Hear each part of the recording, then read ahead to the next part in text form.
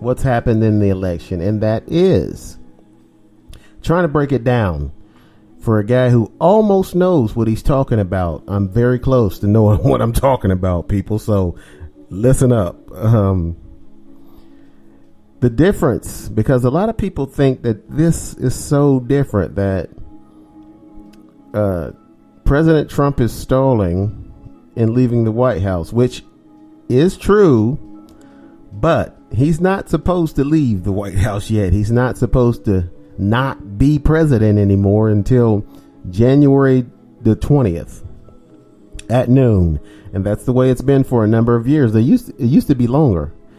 They used to vote 50 years ago or more, before I was born. So more than 50 years ago, they used to vote, have an election for president, and then they'd have 4 months before the next president would take office.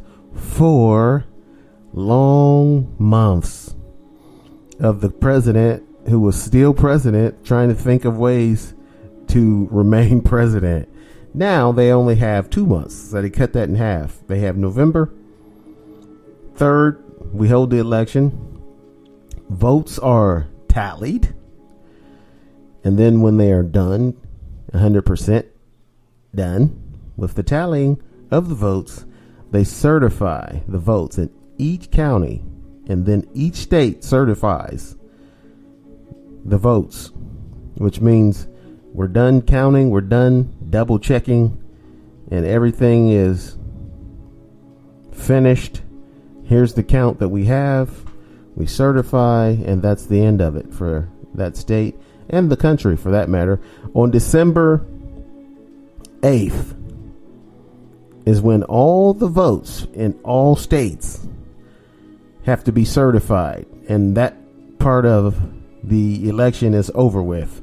The voting, the tabulating, the rechecking, and the certification of the votes takes place on December 8th. So those of you who are looking at President Trump attempting to steal the election, which he is, and he's been trying to do that for a long time. It just didn't start on November the 4th when he found out that he lost.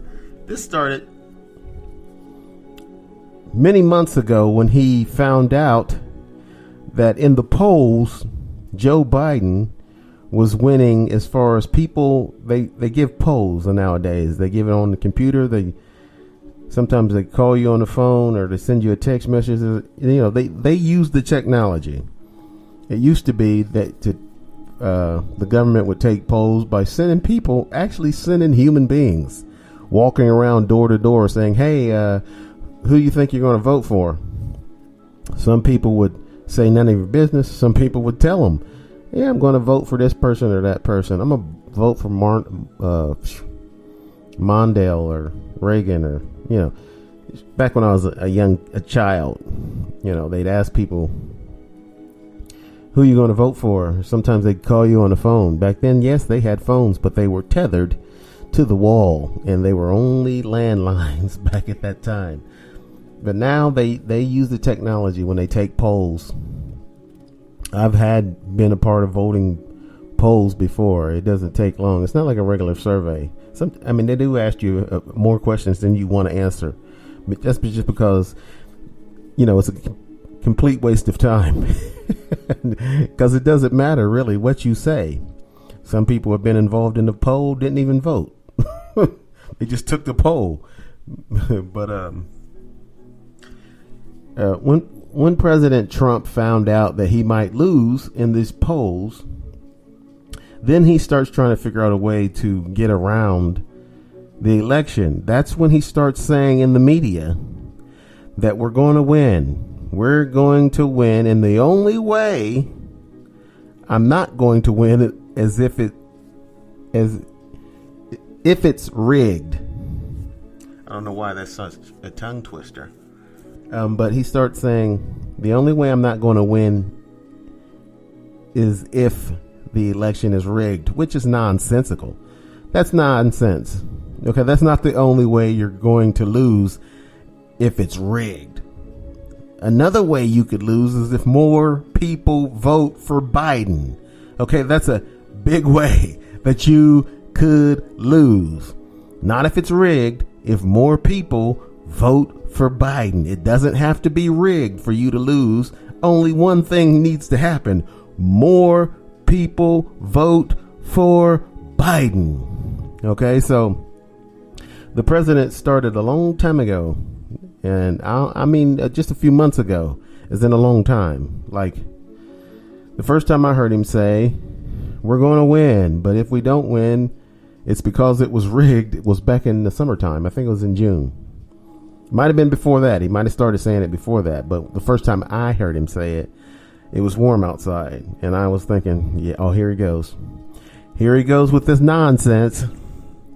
Okay, so he's going to try to claim it was rigged when he loses, because he knows that it's a good possibility that the polls are not foolproof, by the way. They could take a poll and they could say one person, you got 52% of the votes in the poll, or said, 52% of the people said that they're going to vote for this person in the poll. And that doesn't mean that that's how the election is going to turn out. The polls are not foolproof. It's just an indicator of where people are leaning. So once the president seen that the polls that Biden, more people were saying that they were going to vote for Biden, which actually did happen, because once the final tabulation had occurred, the final count, because it took several days for them to count all the votes. And it's something even stupid that Rudy Giuliani said, is that he was watching the news, and there's certain states that President Trump was ahead in when he went to bed. And then when he woke up, Joe Biden was ahead. And so there's something fishy going on. And I'm here to tell you that doesn't mean anything fishy is going on. That means because Joe Biden and Kamala Harris encouraged people to vote by mail, to use absentee ballots. And I even requested an absentee ballot, and I wasn't even planning on not being home. An absentee ballot is for when you're not going to be home. You can't vote in your state or district if you're not there. And so you request an absentee ballot and you mail it in. Joe Biden and Kamala Harris encouraged people to do that. So a lot of votes were coming in through the mail for Joe Biden. So it's nothing fishy or strange that if there are some states who decided to count the mail-in ballots first and then count all the ballots of the people who showed up in person. So that way, that's how you could see that Joe Biden had a big lead at first in some states, because they counted the mail-in ballots first. And more people who voted for Joe Biden and Kamala Harris, they had mailed the ballot in.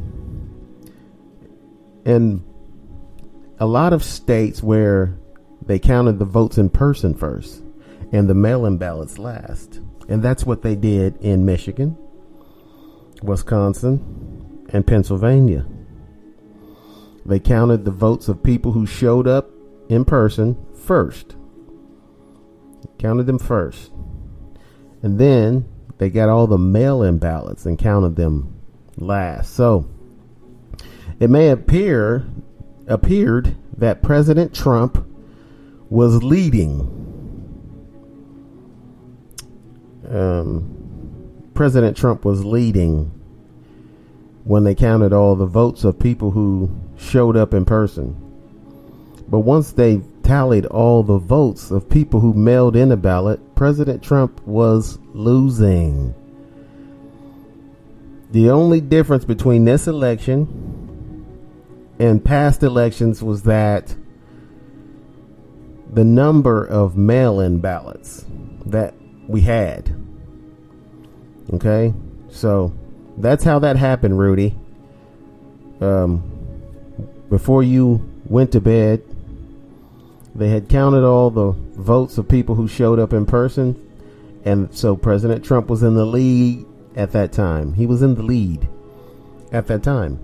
Once they counted all the ballots of people who mailed in their ballot, then Vice President Biden had overtaken President Trump. Now, this is something different that we usually don't have, and that is all the ridiculous lawsuits about voter fraud that President Trump's legal team has hatched. They have filed at least 33 different lawsuits about voter fraud, and I think only 2 of them were even valid. The other 31 lawsuits were thrown out of court because they were stupid. They were based in ignorance and stupidity. A lot of times they had gotten the evidence offline from some conspiracy theorist website, and those were not, you got to have real proof, not just this website says that Biden cheated. You'd be like, so? That don't mean anything. And that's what Trump's lawyers did. They got different things off of different websites, and they took that to court and been like, see, this proves that Biden cheated. It says it right here on this credible website. Be like, that's not credible. And it's just someone's opinion. They don't have any hard facts. You kind of need some evidence, not just, hey, check this website, and that'll tell you right there that Biden cheated. No, Biden's not stealing the election. Trump is trying to steal it by filing all these ridiculous lawsuits, and his attorneys are making a fools of themselves. The lady who's tall as hell, it looks like she's like a Amazon woman on the moon, Gargantua. But she's talking about aliens and dead leaders from Venezuela. Hugo Chavez. I mean, this guy's been dead since 2013. What's that have to do with the election in the U.S. in 2020? Hugo Chavez's voting machines helped Biden win. Nonsense. This is absolute nonsense. Okay? So Trump's lawyers and other Republicans and his staff. I mean, Kayleigh McEnany. Kayleigh. It's Kayleigh, not Kelly. Kayleigh McEnany is her. That's a weird name. Kayleigh McEnany. She's fine as hell. That girl is just smoking, but she's such a liar. Oh, she's such a liar. But she's an attorney. So if you're not a good liar, you don't fancy yourself as someone who's comfortable in constantly being dishonest and trying to trick people, then you should not become an attorney, because that's pretty much the name of the game for attorneys. You got to know the law well and how to manipulate it to your advantage. And a lot of times, some lawyers just flat out lie. They just lie. There's no two ways about it. But, a lot of President Trump's staff and his lawyers are just right now just flat out lying, just saying things that are just completely ridiculous, and they know it. I'm not sure about Rudy. I'm not sure if he knows it. He looks like he's losing it, with the the brown hair dye running down the side of his face and the crazy looks, the crazy expressions when he's